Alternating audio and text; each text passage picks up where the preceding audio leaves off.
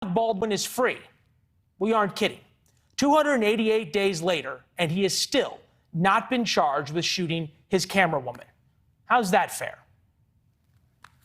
You say you never pulled the trigger, but the gun went off. Right. You do the ABC interview, and it was kind of left there. That will not make sense to people. If a bullet comes out of a gun, they say, well, then someone fired it and it was in your hand. That's a clip from Chris Cuomo's new podcast featuring Alec Baldwin. He will respond, perhaps, to an FBI report allegedly saying the gun didn't just go off. FBI allegedly says that Baldwin pulled the trigger. It's been 288 days since Baldwin killed Helena Hutchins, and still nothing. No charges, no arrest warrant. Just Baldwin doing podcasts professing his innocence. He wants us to believe that the revolver fired by divine intervention or some cosmic force beyond his control. Bob Bianchi's here, former homicide prosecutor, now defense attorney in New Jersey. Bob, we will not ask you to weigh in on Freya, but on Mr. Baldwin here.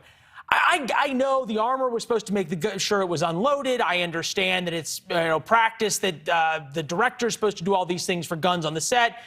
In the end, there was a gun in his hand. He pulled the trigger. Somebody died, and he is out living his happy life. If that happened, if that was you or me, that would not be the case, right? I'm not sure I would say that, Leland, to be honest with you. I've handled lots of cases like this where there are accidental shootings that charges were not brought. The devil's in the details, and what a lot of people do is you see a really bad thing like this, and you see a guy who's saying that I didn't pull the trigger, and now the FBI report is coming out and saying the trigger had to be pulled.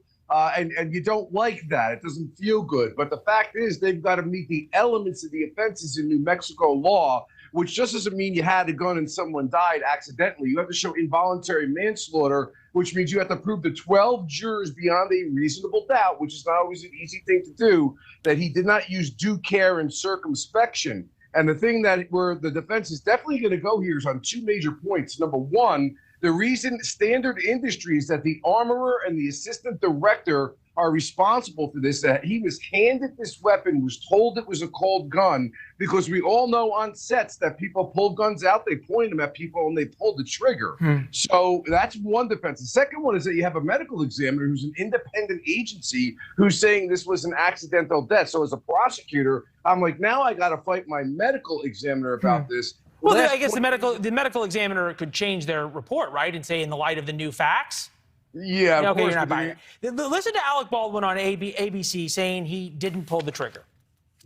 It wasn't in the script for the trigger to be pulled. Well, the trigger wasn't pulled. I didn't pull the trigger. So you never pulled the trigger? No. I would never point a gun at anyone and pull a trigger at them, never. What did you think happened? How did a real bullet get on that set? I have no idea. Okay.